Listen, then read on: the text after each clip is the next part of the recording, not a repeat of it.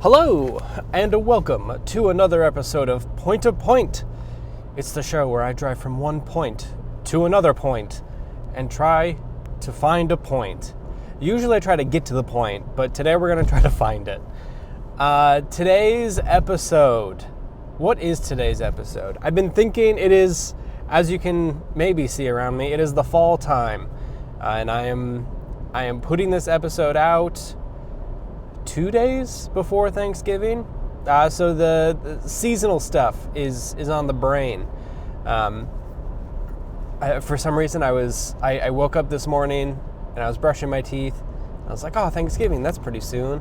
And then the first thing I thought of for Thanksgiving, and I don't even know if this actually happened in the game, is Isabelle wishing me a happy Thanksgiving in New Horizons. So I have video game holidays on the brain, I guess. And so I kind of wanted to talk a little bit today about something I'm a little surprised that hasn't been more prominent. And it's going to have like a big idea and then we'll drill it down a little bit. But the thing I'm a little bit surprised by is it seems like single player games or like more like simple, cozy style games are kind of taking ideas from like live service games, but they seem to be taking ones that like they're not expanding beyond the kind of normal ones. And I guess what I mean by that is like you see loot tables in games these days, and you have your color-coded loot. You have like battle passes, things like that are like live servicey, like let's kind of use those mechanics to give players a little bit more gear or like find new ways to monetize or new ways like use that as a progression system. And that's fine. I like typically don't mind it a ton. It's when it gets into the live servicey, like we're going to need to spend money or a lot of time grinding to do this, that it starts to bother me. But the thing that I'm kind of surprised that more games haven't picked up on, and this is an idea that I've had since Fallout 3 came out, and it's the seasonal calendar. Like I guess I can understand that, yes, it is difficult to make 4 amounts of assets for stuff. It's also difficult to like do the Animal Crossing thing where you tie it to a particular hemisphere. It is all of this extra work on top of a game that is already incredibly difficult to do. But as Forza Horizon 4 has taught us, seasons change everything. And so I kind of been surprised that there haven't been more games that have a calendar system to them. And specifically, like, why? Here's the crux of the idea I had in Fallout. I love the soundtrack, like the licensed soundtrack in Fallout. I think like the Golden Oldies crush it. It's like a perfect vibe for that. But in Fallout 3 specifically, you have Three Dog, who is the radio DJ for the Capital Wasteland, right? And like he is a DJ. He does like the trappings of a radio DJ, but it's in the post-apocalypse. And I always wanted to be able to log into that game, and whether there's like radioactive snow or not, like I've always wanted to log into that game in December and hear like classic Christmas music in there to just like give you a sense of the vibe. Or like it would be nice to load into Fallout 4 as you like restore the wasteland a little bit, and in the springtime there are some flowers now, and they're like weird mutated flowers or something. And these aren't like big things, right? But they are things that make this single player world feel a little bit more alive. And it's something that I've always wondered why it doesn't happen, and primarily it's probably because it is a lot of work to do that. Like it's difficult to have, this is the normal rusty, gross colored thing, and then now it has snow on it. You know, you're doubling assets and everything. But it seems like those are like the trappings of a game that can kind of like bring you back to it, right? Like if instead of having the snow zone or having the like meadowy summer zone in the next Assassin's Creed game, like what if I log in during my like hemisphere's winter time and now it's all the winter zone? You know, like they're already working on like, this is the snow texture of this place. Like I'm sure that it is significantly more difficult to do that, but it gives you a sense of place and kind of a reason to return to a game.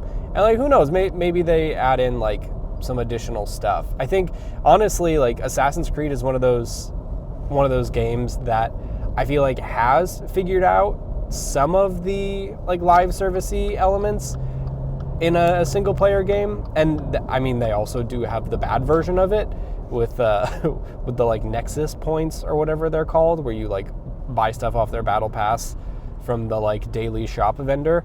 But I've always just kind of hoped that we would get to the point where like single player games would incorporate live service elements, and that would be a way to start keeping, you know, single player games more monetized and more alive. I also wonder if there's a space, and I'm sure there are these games out there, and I just haven't found them yet, but I feel like there's also just a general missing amount of games that are set in a particular time of the year besides, you know, the holidays or the autumn. But yeah, I've always wanted to have seasonal stuff in these games, because especially now, right? Like thinking about Isabelle greeting me with a happy Thanksgiving in the morning on Thanksgiving Day, which I still don't know if is real. Maybe that I just made that up in my mind. It feels like a thing she would do, but it also feels like there are holidays that Isabelle is not gotten to, and it feels weird every time. But yeah, I just wonder if there is a place for seasonal events, and like if there are other games out there that are doing it well besides, you know, I feel like, what is it? Was it Miles Morales maybe is set during Christmas, but it's only like, it only ever feels like set dressing. Like I want stuff that's more than, like I want it to be a vibe and not just, look, we put trees with lights on them around here. And I wonder what other holidays would you do? Like would you do, is there an Easter event for Call of Duty, you know? Like what else do you do? Like you got Christmas, Thanksgiving. I would love to see a little Hanukkah village, like get it all in there. Like give me the multicultural holiday scene.